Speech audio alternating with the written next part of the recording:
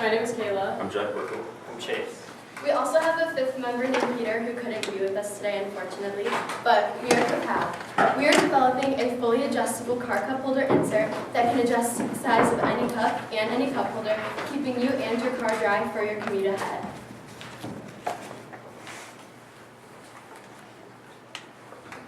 Is this Peter's card? Yes. No, there's a clicker. What's happening with the clicker? Again. There we go. There we go. As can be seen in this image, oftentimes large water bottles do not properly fit in stock car cup holders. This can result in the contents of your beverage spilling all over yourself or your car. And Kapow is positive that you don't want your water bottle or cup rolling around, spilling, breaking, or leaking. According to our customer interviews, 95% of 200 interviewees reported having spilled their beverage in their car. So we know soaking wet work clothes are the last thing you need during your busy schedule. We have the solution for you. This is the Kapow. It's going to feature a wide range of adjustable components that will fit to the size of any cup that you may have. It installs into the center console of your car and can adjust the size of any cup or beverage that you have. It features an adjustable base, and then moving up to the adjustable stem, it can adjust the height of any cup that you have, and then the claws will have a range of motion as well. The base features a pressure plate design, so when pressure is applied, it will be squeezing down onto your beverage, and when there's no pressure applied, the claws will remain open. The adjustable base will spin to adjust to the size of your cup holder. This is your typical card, and we could install the Kapow right into the center console. Say you have a big water bottle that's very bulky, it won't fit into the center console, and it will fit, the Kapow will hold your cup, ensuring that it will stay still during your whole commute. Our target customers are middle to high-class working adults, ages 30 to 45, who commute to work by car. These target customers love bringing their water or coffee with them in their car and can't risk being late to that important meeting if they spill their beverage. According to Persistence Market Research, our total addressable market is $170 billion for the global interior car accessories market. According to the United States Census Bureau, there are 3.9 million people in our surrounding counties who commute to work by car. If each one of these 3.9 million people purchased one Kapow at $24.99, our serviceable addressable market equals $100 million. Our direct competitors are Swigsy and Bottle Pro. Although on the Swigsy model, we did like the bottom adjustable portion, which Jack is holding. The top portion is very bulky and it only allows for larger water bottles. What we didn't like about the Bottle Pro model is that in order to change out the size of your cup, you have to change out the rings, which is very inconvenient. Overall, our product will be much more sleek and fully adjustable. So some existing alternatives that our customer segment is using is plastic coffee stoppers given by coffee shops. Although this does help keep your drink in while you're on the go, your cup can still tip over and spill. Our customer segment is also using WeatherTech floor mats because it's the easiest way to clean up spills. Our marketing tactics for our first year are Facebook ads and sponsored blog posts. We would like to gradually increase our Facebook ads to get more broad customer outreach. We will do the same thing with our sponsored blog posts by switching them out monthly. We would like to use indirect channels because we feel that this will be the easiest way to reach more potential customers. We would like to use Bed Bath & Beyond and Fast Eddie's. So with our marketing tactics, we can assume that we will reach around 60,000 people year one, and around 1% of these people will actually buy our product, leaving us with the amount of customers served in year one to be $600. So we have this validation from our customer interviews in which, as Chase said, 95% of people said that they would buy our product. So that leaves us with a market share percentage of less than 1%, so 0.01% year one, and then that'll increase year 5 to 0.87%, which will occur as we are planning on serving 36,000 customers year 5. So our first year revenue was determined by multiplying our price per unit, which is $24.99, by our customers served year one, which is $600, so that leaves us with $14,994. And then, as I said before, our market share percentage in our first year was determined by dividing our customers served year one by our serviceable addressable market potential of 4.1 million. So our cost of goods sold per unit is $8.35, and our price per unit, as I said before, is $24.99. So we determined this first cost of goods sold per unit based off of our original cost of goods sold, excluding packaging, which is $7.60, which we determined from working with Mike Meglio at Advanced Prototype Molding in Palatine. And then we assumed that 75 cents will go towards our packaging for each unit, as the average cost for packaging of a product is 9%. And then we incorporated this number to give us, we incorporated cost plus pricing to get our price per unit of $24.99. So that leaves us with a gross profit margin of $16.64, which, taking the percentage of that, leaves us with a gross profit margin percentage of 67% per unit. So this is our timeline for years 1 through 5. Year 1, we wanted to stay within local channels, so our Fast Eddies and gas stations around our surrounding towns. And then we also wanted to make sure that we had a direct channel all throughout our business. So that is our website. And then our physical channels, year 2, I'm sorry. For physical channels, we want to expand geographically, so the same sort of Fast Eddies and gas stations all over the state of Illinois. And then year 3, we wanted to expand to a very large channel, large indirect channel of Bed Bath & Beyond. And then at some point during years 4 and 5, we want to go internationally to a Walmart or Target. So again, all 5 years we want to keep our direct channel of a website, and also to accommodate for this in our financial model, all of our indirect channels, we incorporated a selling cost of 24%, which obviously is just an assumption, so that's a current flaw in our financial model.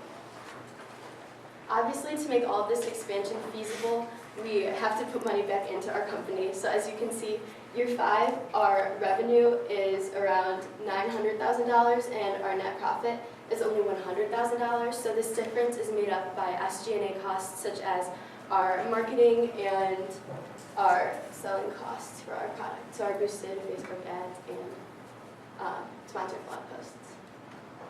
So now to recap for our MVP, which we received $406 in February to implement. We put money towards boosted Facebook posts, a 60-second explainer video, and a physical demo, which Jack is holding. So the first thing that we used our money for were boosted Facebook posts. So originally we had a 2-week period which we boosted an ad with our explainer video, which I'll get into a little bit later. But we boosted this for $30, which we didn't really get the results we wanted from the ad, so we decided to make necessary modifications to this ad to hopefully reach a wider variety of people and get more pre-orders from this ad. So as you can see, this was the second ad that we boosted for a 1-day period, and we used $100 for this ad. So as you can see, we have our pre-order link right here with a brief description of our product and a picture of our product. We also had a pre-order link on our last Facebook post, but we ended up getting really good results from this pre-order ad and got 33 pre-orders from this specific ad. So next, as I said before, we boosted our explainer video on our first Facebook ad, and the whole purpose for this video was to kind of explain what our product is and how important our problem is to solve and how common it is. And it really did just that for us, explaining it in a more entertaining manner than just being like, hey, like, here's our cup. So these boosted Facebook posts reached 8,025 people, and out of these 8,025 people, we had post engagements of 1,178. So this post engagement varies from either a like on a post or a 10-second video view for our first ad. And then of these 1,178 people, 37 of them actually pre-ordered our ad. So just to put that into a little bit of a logistics perspective, So of the people that we reached, 15% of them engaged in our posts. And then of the people who engaged in our posts, 3% of them pre-ordered. So the final thing that we asked funding for was a physical demo. So originally we wanted to create some sort of a functional piece that we could interview people on based off of how it worked for them, like things we could improve within the functionality aspect of our product. However, we decided that it would be a better idea for us to spend less money and get it 3D printed, which is actually a more sleek design, so it's really getting across our unique value proposition of our product being sleek. And this 3D printed model has been instrumental in explaining our product to others and how it would actually function if it were in a cup holder. So this is really doing a good job of testing our solution for us. We are proposing 12.1% ownership in exchange for $13,350 based off of a post-money evaluation of $110,752. So we are planning on putting $910 of this capital towards legal, $1,482 towards prototyping, $1,004.50 towards marketing, a liquidity cushion of $1,455, and a startup inventory of $8,350, so that is 1,000 units of our product. Also, this is accommodating for a cumulative loss in year one of $149. So with Kapow, we are looking forward to making your mornings a breeze, eliminating the problem of your beverage spilling, falling, or leaking during your commute ahead. Thank you so much for your time, and at Kapow, any cup is our cup.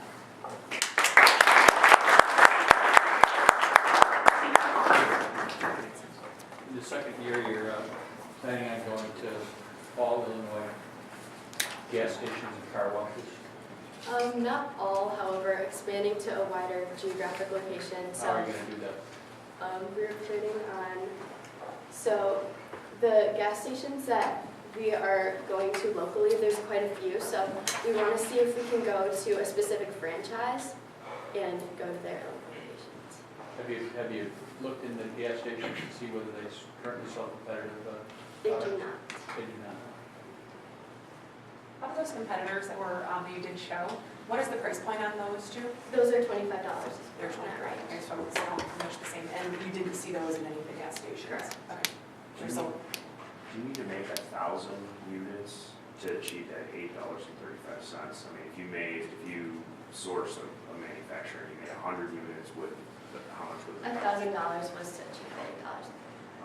Or 1,000 miles, I'm sorry. Is there a minimum amount of units that they would make for that? 1,000. Can you go back to the 8,000 responses?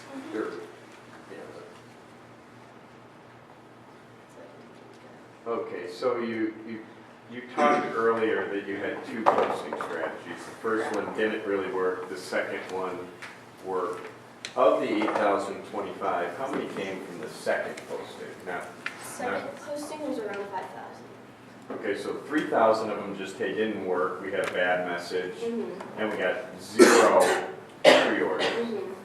Maybe a better way to reach us is the second posting had Okay. 5,000. Show them both ways, Yeah. but show what the first campaign yielded and show what the second campaign Okay. yielded. Because this one has the noise of a campaign that didn't work, Mm-hmm. and it really worked better than that Yeah. when you look at the second campaign. So 37 pre-orders that's really impressive. It makes, as an investor, it's okay. These guys, first of all, these students generated 8,000 people. They got 1,200 people to engage, and they got 37 people to pre-order with kind of clearly a product that wasn't fully baked. So that's very encouraging. What we want to know next is how you're going to make those. Like, it doesn't feel like it's easy.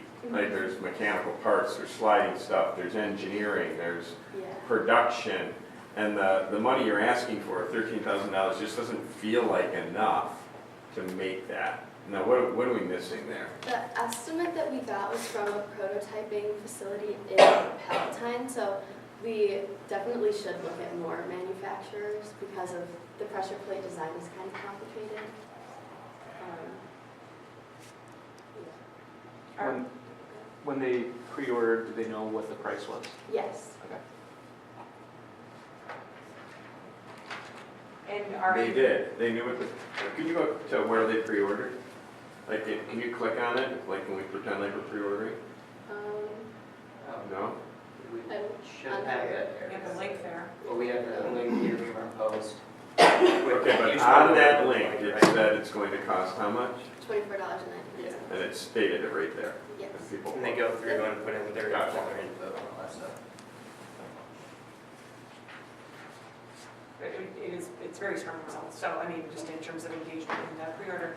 So I'm gonna go back to the product. So when you're working with this prototyping shop, are any of you engineers who have been either designing or kind of drawing this up?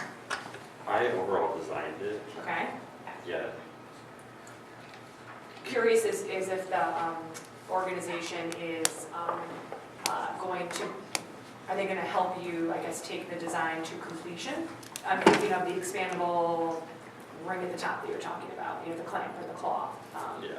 Are they, is that who is going to help you take it further there, or are you going to employ some other engineer to help? I think a mix of both would be pretty healthy for the product. Tell us, are you done? Yeah. I mean, like I said, you guys have demonstrated that you put a lot of work into this, and you've gotten people to buy it, and you've made some pivots along the way. Tell us about the team. Like, if we're investing, we're also investing in you guys.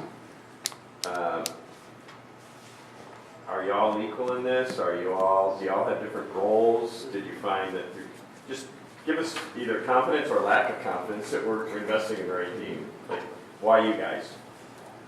Well, we're all pretty great friends, and that's happened because of this class. And so we've kind of taken on our own little, I guess, hobbies within the company, so we really enjoy the work that we do. So I obviously was the financial person and kind of oversaw a lot of it. And then everyone, Peter, who's not here, took over the social media aspect. So we've all kind of defined our own roles, which we've all really enjoyed. I think like coming from like past classes and stuff, we kind of knew our strengths coming in, and also like with different businesses and things we've tried, we just knew what would fit us and how we could put it all together and make it work the strongest way. Like for example, with Jack's knowledge of how to use these programs to design this, and he was able to get that done in a week. So just different things that we all focused on. Do you have reviews, and I'm sorry if I missed it, but going back to the product for a minute, do you have reviews that you were able to incorporate of yourselves or anyone who's let test it, even informally, during this MVP process? Well, our customer interviews, for the final leg of them, we ended up bringing in the 3D printed model. Right. And, well, we are just kids, and all these people, I don't even know if they were being legit or not, but they did like it, Okay. yeah.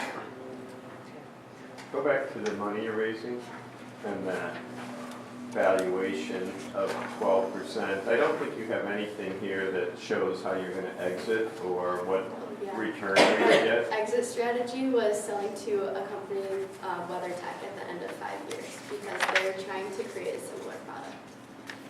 Their similar product is, you may have seen a commercial for it, it's called the Cup Phone. Yep. There was ads for it around, WeatherTech's also located in Illinois, so, I mean, there's a little sense of relation there, but a big part is their design for their phone holder.